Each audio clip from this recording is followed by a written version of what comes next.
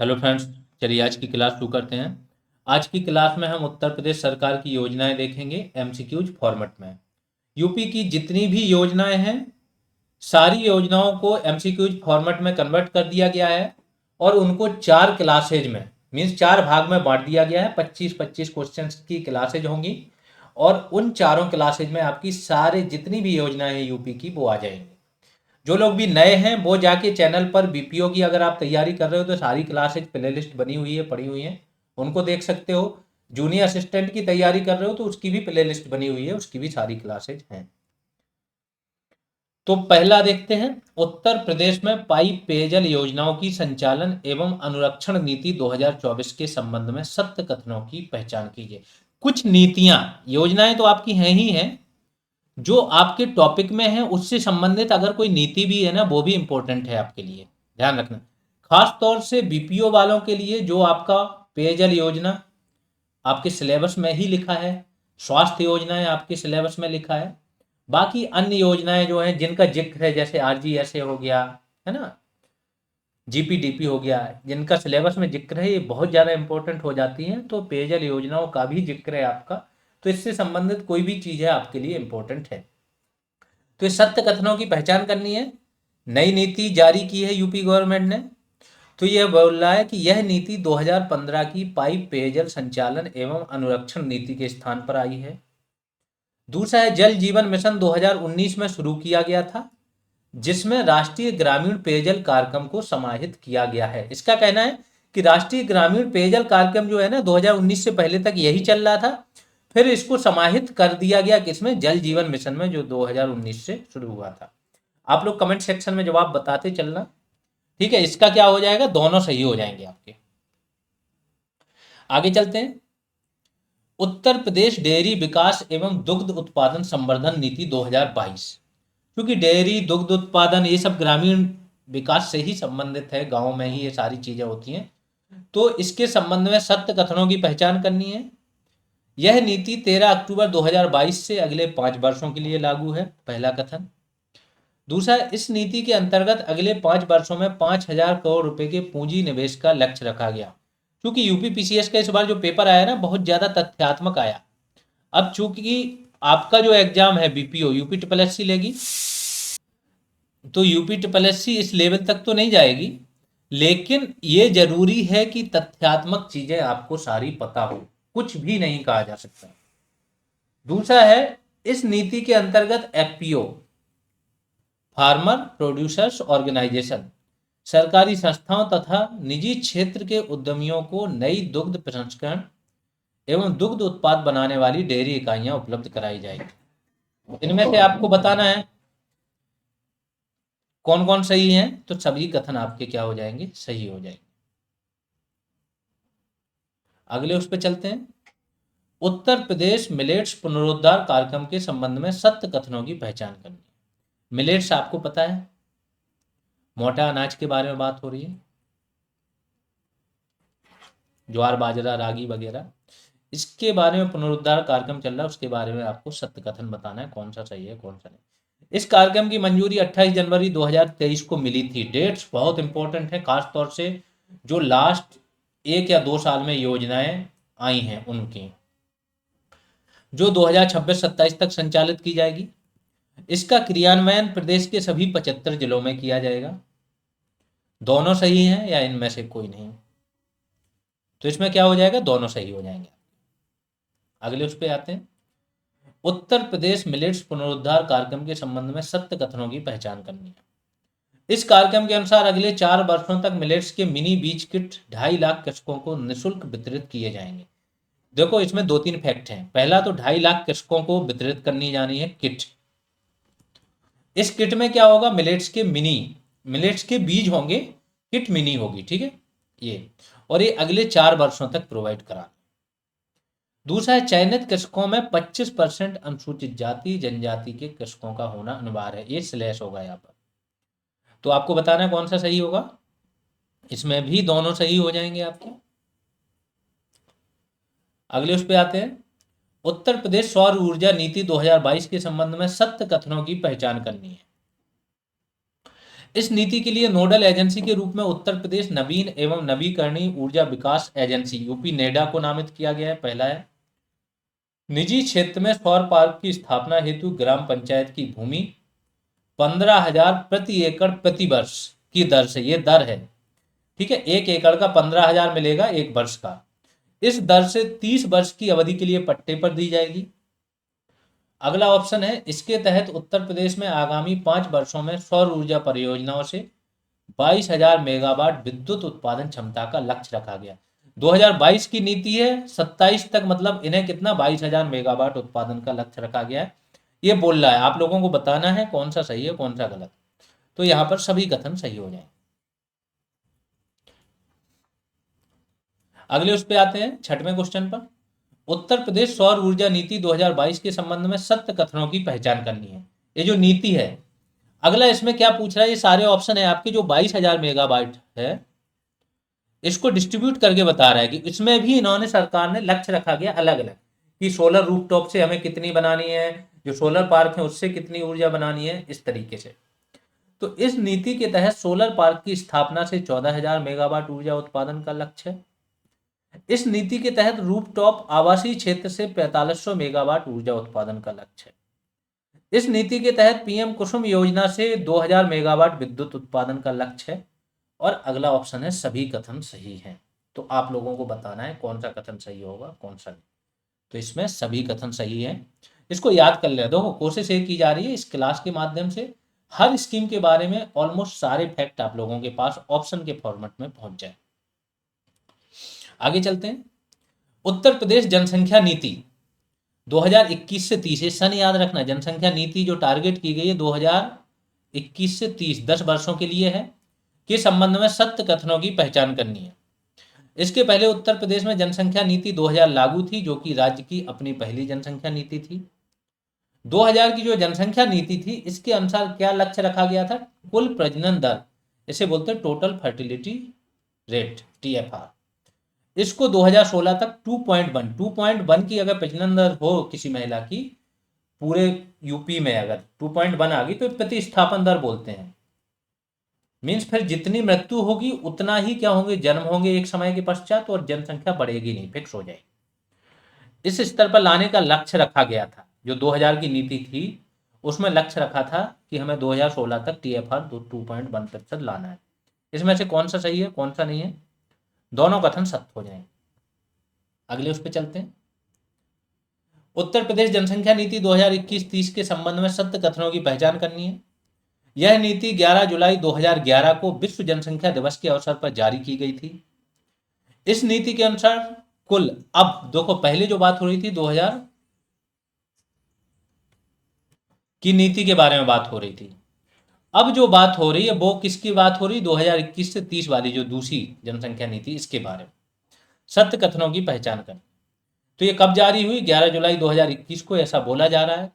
इस नीति के अनुसार कुल प्रजनन दर TFR को वर्ष 2026, उसमें क्या था 2016 तक टारगेट था, क्योंकि तब तक अचीव नहीं हुआ, तो अब इन्होंने टारगेट 2026 तक 2.1% तथा वर्ष 2030 तक 1.9% करने का लक्ष्य रखा गया। मीन्स प्रतिस्थापन दर से भी नीचे जाने का लक्ष्य रखा है इस नीति के तहत। ऐसा ये पूछ रहा है, क्या ये सही है कि गलत, आपको बताना है। इस नीति के अनुसार शिशु मृत्यु दर को 2026 तक 32 और 2030 तक 22 पर लाने का लक्ष्य रखा गया है। इन तीनों कौन से सही हो जाएंगे, सभी कथन सत्य हो जाएंगे। अगला है, उत्तर प्रदेश 100 स्थानीय मलिन बस्ती पुनर्विकास नीति 2021 के संबंध में सत्य कथनों की पहचान की गई। अभी UPPCS में आया था एक वाल्मीकि अम्बेडकर योजना, है ना। तो ये सारी योजनाएं इंपॉर्टेंट हो सकती हैं, आप लोग ध्यान रखना। इस नीति के अनुसार मलिन बस्ती के रूप में उस बस्ती को मान्यता दी जाएगी जिसमें न्यूनतम 300 व्यक्ति रहते हों, पहला ऑप्शन। इस नीति के क्रियान्वयन हेतु राज्य स्तर पर राज्य नगरीय विकास अभिकरण, जिसे बोला जाता है सूडा, इसको नोडल एजेंसी नामित किया गया है। इन दोनों में कौन सा सही है कौन सा गलत, तो दोनों सही हो जाए। अब आते हैं अगली स्कीम पर। नीतियां आपकी जो भी इंपॉर्टेंट थी वो खत्म हो गई, अब स्कीम पर आते हैं। पीएम कुसुम योजना के संबंध में सत्य कथनों की पहचान करनी है। कुसुम योजना आप लोगों ने बहुत अच्छे से पढ़ी होगी। किसान ऊर्जा सुरक्षा उत्थान महाअभियान इसका नाम है फुल फॉर्म। इस योजना का मुख्य उद्देश्य किसानों को ग्रामीण क्षेत्रों में ऑफ ग्रिड सौर पंप स्थापित करने में सहायता प्रदान करना है। योजना के अंतर्गत 2023-24 में 30,000 तथा 2024-25 में 44,250, क्योंकि फैक्ट आजकल पूछ रहे हैं यूपी पीसीएस जैसे पेपर में इतने डीप फैक्ट और इस तरीके फैक्ट की आशा नहीं की जा सकती है। छोटे मोटे पेपर में तो की जा सकती है क्योंकि वो पूछ लेते हैं कुछ भी, यहाँ नहीं की जा सकती थी। जब यहाँ पर ये लोग पहुंच गए तो इन पेपरों में खतरा है, 4-5 क्वेश्चन भी ऐसे आ गए तो वो पूरा अंतर क्रिएट कर देंगे। तो हर चीज पर आप लोगों की नजर होनी चाहिए। किसानों को सोलर पंप की सुविधा से जोड़ने का लक्ष्य रखा गया। मीन्स 2023-24 में 30,000 और 2024-25 में 44,250 किसानों तक ये सोलर पंप की सुविधा पहुंचानी है, ये इन्होंने लक्ष्य रखा है। इनमें से कौन सा सही है कौन सा गलत, तो दोनों कथन आपके सही हो जाएंगे। आगे चलते हैं। पीएम कुसुम योजना के संबंध में सत्य कथनों की पहचान करनी, क्योंकि कोशिश की गई कि हर योजना आपकी कंप्लीटली आ जाए, उसके सारे तथ्य आ जाएं।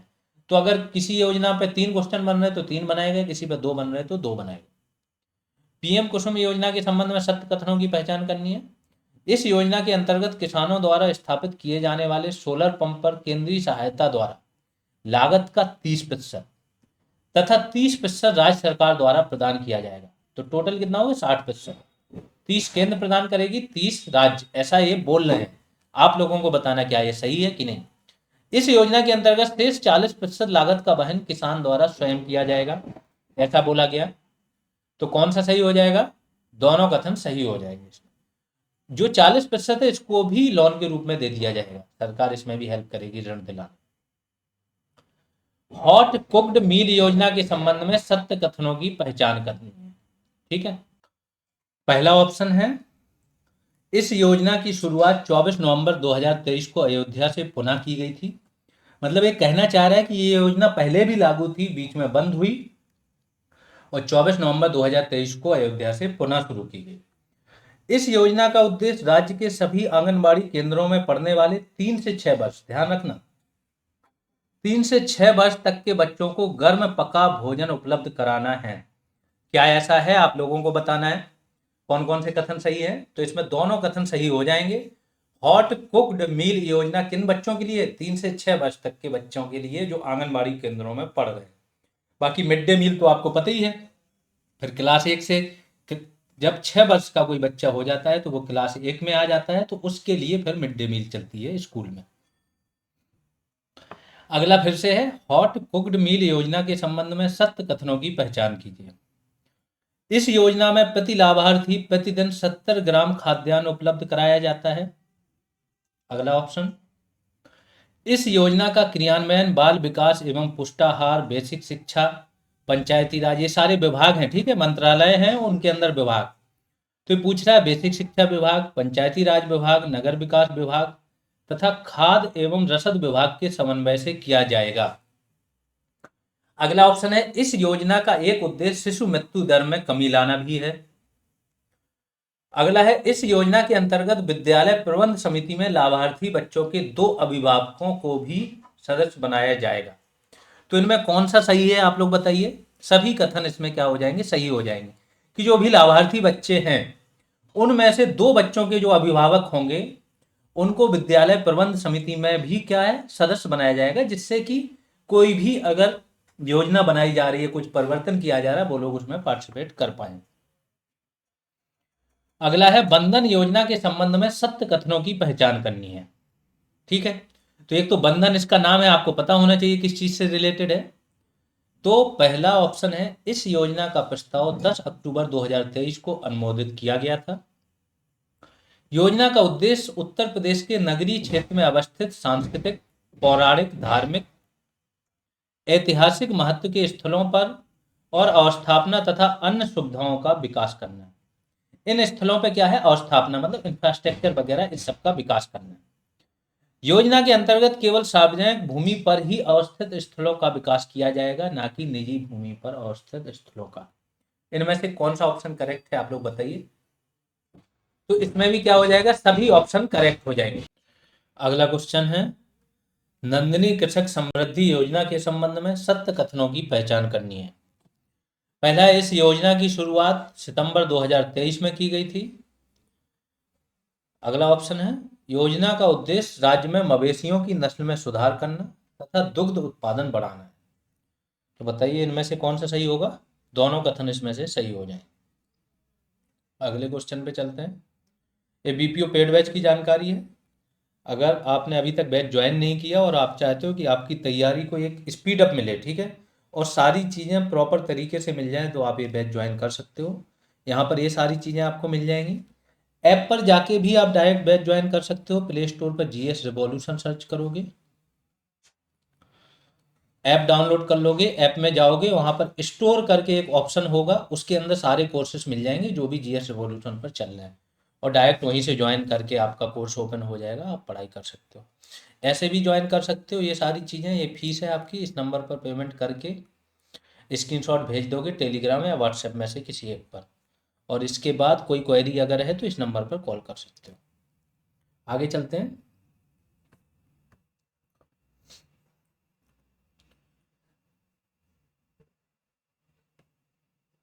हाँ, जैसा कि बोला है कि कोई योजना पे जितने क्वेश्चन बन सकते हैं मैक्सिमम, कि वो सारी कंप्लीट हो जाए, उसी तरीके से यहाँ पर कराए गए हैं। तो नंदिनी कृषक समृद्धि योजना पर अगला क्वेश्चन है, सत्य कथनों की पहचान करनी है। इस योजना की शुरुआत नंद बाबा मिशन के एक हिस्से के रूप में की गई है। इनका कहने का मतलब है नंद बाबा मिशन जो योजना चल रही है, उसी के अंतर्गत ही नंदिनी कृषक समृद्धि योजना की शुरुआत की गई है। दूसरा, योजना के पहले चरण में सरकार 25 दुधारू गायों की 35 इकाइयां स्थापित करने के लिए, मीन्स एक इकाई जो होगी उसमें 25 दुधारू गायें होंगी, ऐसी टोटल 35 इकाइयां स्थापित करनी है। और इसको स्थापित करने के लिए लाभार्थियों को कुल लागत की 50% सब्सिडी प्रदान करेगी। तीसरा, दुधारू गायों में साहीवाल, बहुत इंपॉर्टेंट फैक्ट है, ये ध्यान रखिए, गिर, थारपारकर और गंगा तीरी प्रजाति की ही गायें सम्मिलित की जाएंगी। तो इसमें से बताना है कौन कौन से ऑप्शन करेक्ट हैं। सभी ऑप्शन करेक्ट हो जाएंगे आपके। अगला है, नंदिनी कृषक समृद्धि योजना के संबंध में सत्य कथनों की पहचान करनी है। पहला ऑप्शन है, इस योजना के अंतर्गत लाभार्थियों को कम से कम 3 वर्ष के गौपालन का अनुभव होना चाहिए।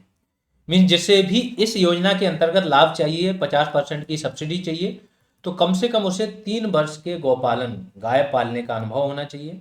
अब सर्टिफिकेट तो कोई देता नहीं है ना, व्यक्ति जाके बोल भी देगा कि हाँ अनुभव है, तो कौन कैसे चेक कर रहा है। इस योजना के लिए लाभार्थियों के पास कम से कम 0.5 एकड़ भूमि, ये किस चीज के लिए होनी चाहिए? इकाई लगाने के लिए। मतलब जहां पर आप ये इकाई लगाओगे गौपालन की, गाय पालोगे, उसके लिए आपको चाहिए 0.5 एकड़ भूमि। इसके अलावा 1.5 एकड़ भूमि चारे हेतु आवश्यक है। टोटल 2 एकड़ की बात हो रही है। ये इसमें पूछा है, क्या ये सही है कि नहीं है? प्रारंभिक चरण में यह योजना प्रदेश के केवल 10 मंडल मुख्यालयों पर लागू की जाएगी। तो इसमें कौन कौन सही है? सभी कथन सही हो जाएंगे। अगले उस पर चलते हैं। पीएम स्वनिधि स्वयं सहायता समूह ऋण योजना के संबंध में सत्य कथनों की पहचान करें। पीएम स्वनिधि योजना आप लोगों को पता है, यह योजना स्ट्रीट वेंडर्स को ऋण देने से संबंधित थी। फिर दूसरी इसी के साथ है स्वयं सहायता समूह ऋण योजना, इसके संबंध में। इस योजना के तहत रजिस्ट्रेशन करने वाले स्ट्रीट वेंडर्स को 5 लाख का सुरक्षा बीमा कवर उपलब्ध कराया जाएगा। तो इस योजना के तहत जो भी रजिस्टर्ड है उन्हें 5 लाख तक का क्या सुरक्षा बीमा कवर उपलब्ध कराया जाएगा। बीमा की यह राशि स्ट्रीट वेंडर की किसी दुर्घटना में मृत्यु या पूर्ण दिव्यांगता की स्थिति में उसके परिजनों को दी जाएगी। तो इसमें से क्या हो जाएगा? दोनों कथन सत्य हो जाएंगे। अगले उस पर आते हैं। मुख्यमंत्री शिक्षा प्रोत्साहन योजना किस उच्च शिक्षा के बारे में जो है शिक्षा प्रोत्साहन योजना। तो मुख्यमंत्री शिक्षा को प्रोत्साहन कैसे देंगे? स्कॉलरशिप, स्टाइपेंड, इसी फॉर्म में देंगे, या शिक्षा फ्री कर देंगे, लोन दे देंगे? तो इसमें क्या है वो देखना है। इस योजना का विस्तार 22 अगस्त 2023 को कर दिया गया है। मतलब पहले से चली आ रही योजना, पहले 23 तक थी, अब इसको आगे के लिए बढ़ा दिया गया, जिसके तहत अब इसमें सभी स्नातक उत्तीर्ण युवाओं को जोड़ने का प्रावधान है। मीन्स इसका विस्तार अब क्या है? और लोगों को कवर करने के लिए किया गया है, सन वाइज नहीं किया गया। ये बोल रहा है कि पहले इसमें क्या थे, जो टेक्निकल लोग थे, व्यावसायिक शिक्षा जो ग्रहण कर रहे थे, चाहे वो बीटेक हो, आईटीआई हो, एमबीए वगैरह हो, उन लोगों के लिए थी। लेकिन अब इसका विस्तार क्या कर दिया गया है कि जितने भी स्नातक उत्तीर्ण हो, ग्रेजुएट हो, उन सब के लिए कर दिया गया। दूसरा, इस योजना के अंतर्गत मानदेय राशि को बढ़ाकर प्रतिमाह 9,000 रुपये कर दिया गया। तो इसमें से क्या क्या सही है, दोनों कथन सही हो जाए। अगले उस पर, मुख्यमंत्री खेत सुरक्षा योजना के संबंध में सत्य कथनों की पहचान करनी है। इस योजना की शुरुआत 2023 में की गई थी।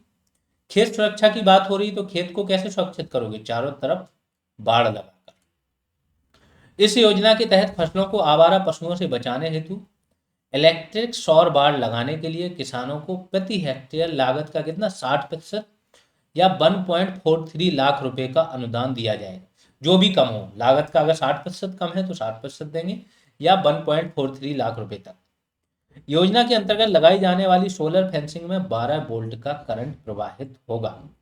ये पूछ रहा है, तो कौन कौन से कथन सही है, इसमें भी सभी कथन आपके क्या हो जाएंगे, सही हो जाएंगे। अगले उस पर चलते, प्रधानमंत्री फसल बीमा योजना तथा पुनर्गठित मौसम आधारित फसल बीमा योजना के संबंध में सत्य कथनों की पहचान की। ठीक है, दो योजनाएं हैं ये, फसल बीमा योजना है, दूसरी योजना थी मौसम आधारित फसल बीमा योजना। इसका पुनर्गठन कर दिया गया, तो अब ये क्या होगी, पुनर्गठित मौसम आधारित फसल बीमा योजना। इस योजना के तहत प्रदेश की कुल 18 फसलों को शामिल किया गया है।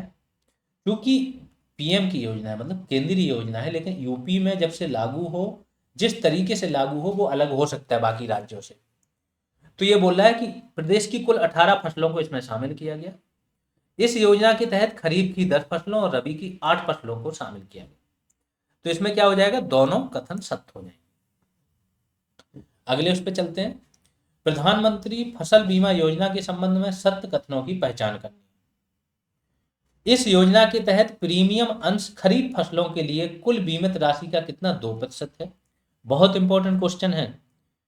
खरीफ की फसल, रबी की फसल और व्यावसायिक फसल, उन तीनों फसलों के लिए, तीनों टाइप की फसलों के लिए ये बोल रहा है कि प्रीमियम अंश क्या होगा, जो भरना होता है किसान को। तो इस योजना के तहत प्रीमियम अंश रबी की फसलों के लिए कुल बीमित राशि का 1.5% है। दूसरा, तीसरा इन्होंने बोला है इस योजना के तहत प्रीमियम अंश नकदी फसलों या बागवानी फसलों के लिए कुल बीमित राशि का 5% है। तो ये तीनों कथन सत्य हैं। रबी की फसल के लिए सबसे कम है 1.5%, खरीफ के लिए 2% है, और अगर आप नकदी फसल कर रहे हो, बागवानी फसल कर रहे हो, तो इसके लिए 5%। अगले उस पे आते हैं, नंद बाबा दुग्ध मिशन योजना, नंदनी कृषक समृद्धि योजना आप लोगों ने पढ़ी ली थी। अगली है नंद बाबा दुग्ध मिशन योजना के संबंध में सत्य कथनों की पहचान करनी है। योजना की शुरुआत 6 जून 2023 को की गई थी। योजना के अंतर्गत दुग्ध उत्पादकों को डेयरी के माध्यम से गांव में उचित मूल्य पर अपना दूध बेचने की सुविधा प्रदान करना। ये उद्देश्य बता रहे हैं कि योजना के माध्यम से क्या काम किया जाएगा या क्या उद्देश्य रखा गया। इस मिशन के तहत उत्पादकों के गांव में ही दूध की बिक्री की सुविधा हेतु डेयरी किसान उत्पादक संगठन, डेयरी एफपीओ की बात हो रही है, स्थापित करने का प्रस्ताव है। तो इसमें भी क्या हो जाएगा, सभी कथन सत्य हो। अगले उस पे आते हैं, बाल श्रमिक विद्या योजना के संबंध में सत्य कथनों की पहचान करें। इस योजना की शुरुआत 12 जून 2020 को अंतर्राष्ट्रीय बाल श्रम निषेध दिवस के अवसर पर की गई थी। योजना का उद्देश्य 8 से 18 वर्ष, ध्यान रखना बालकों की परिभाषा ना अलग अलग जगह अलग अलग दी हुई है ना। जो आपका पॉस्को एक्ट है, पॉक्सो एक्ट, वहां पर अलग परिभाषा है बालकों की। जो हीनियस क्राइम है वहां पर बालकों की अलग परिभाषा है। जो आपके कारखाना अधिनियम है वहां बालकों की अलग, 14 साल तक ही बालक माना गया। तो ये अलग अलग परिभाषा है। लेकिन यहाँ पर क्या बोला गया कि 8 से 18 वर्ष के कामकाजी बच्चों को अच्छी आजीविका प्रदान करना है। क्या हो जाएगा इसमें, दोनों कथन सत्य हो जाएंगे। अगला क्वेश्चन है, बाल श्रमिक विद्या योजना के संबंध में सत्य कथनों की पहचान करनी है। ये जो बाल श्रमिक विद्या योजना है ना, इसमें बोला गया कि इस योजना को 9 श्रेणियों में लागू किया जाएगा। इस कथन से आपको समझ में आएगा कि ये योजना कब लागू हुई। जिसमें सर्वोच्च प्राथमिकता उन बच्चों को दी जाएगी जिनके माता पिता में से दोनों की मृत्यु हो चुकी हो। तो ऐसे बच्चे, खास तौर से कोविड काल में माता पिता में से अगर दोनों की मृत्यु हो चुकी है तो ऐसे बच्चों को सर्वोच्च प्राथमिकता दी जाएगी। फिर अगले स्तर पे किनको प्राथमिकता दी जाएगी? जिनके माता पिता में से किसी एक की मृत्यु हो गई। फिर अगले स्तर पे किसी ऐसे जिसके परिवार में कोई ऐसा व्यक्ति ना बचा हो जो कमाता हो, आय अर्जित करता हो, उन बच्चों को दी जाएगी। तो इन बच्चों के लिए क्या काम किया जाएगा? अगले उस पे आते हैं। वर्तमान में इस योजना का विस्तार उत्तर प्रदेश के सभी 75 जिलों में किया गया है। तो यहाँ पर भी आपके दोनों कथन सत्य हो जाएंगे। अगले उस पे, बाल श्रमिक विद्या योजना के संबंध में सत्य कथनों की पहचान कीजिए। क्या फायदा दिया जाता है? अगले उस पे है, इस योजना के तहत बालकों को 1000 रुपये और बालिकाओं को 1200 रुपये प्रति माह आर्थिक सहायता के रूप में प्रदान की जाए। ठीक है। बाल सेवा जो मुख्यमंत्री बाल सेवा योजना है ना, उससे कंफ्यूज मत होना। अगर किसी के माता पिता की मृत्यु हो चुकी है कोविड काल में खास तौर से, ठीक है, तो उसमें फिर 4000 रुपये दिए जाते हैं बाल सेवा योजना। जो बाल श्रमिक विद्याधन योजना है उसमें क्या है, बहुत सारे बच्चे कोविड के पहले के भी अनाथ हैं, तो सबको शामिल किया गया उसमें, ऐसा नहीं है कि किसी एक को शामिल नहीं। तो इसमें क्या है, कम है धनराशि। इस योजना के अंतर्गत कक्षा 8 उत्तीर्ण करने पर 6000, 9 उत्तीर्ण करने पर 6000 और कक्षा 10 उत्तीर्ण करने पर 6000 की अतिरिक्त धनराशि प्रोत्साहन के रूप में दी जाती है। तो इसमें भी दोनों कथन सत्य हो जाएंगे। ये प्रोत्साहन राशि हर कक्षा को, जैसे ही आप 8, 9, 10 उत्तीर्ण करोगे तो जो भी कक्षा उत्तीर्ण करोगे उसके बाद 6000 रुपये अलग से मिलेंगे, और ये मंथली ये तो मिल ही रहे 1000 और 1200। यहाँ पर आपकी आज की क्लास समाप्त होती है। ऐसे ही 3 पार्ट और आएंगे तो यूपी की सारी योजनाएं आपकी एमसीक्यूज फॉर्मेट में आ जाएंगी।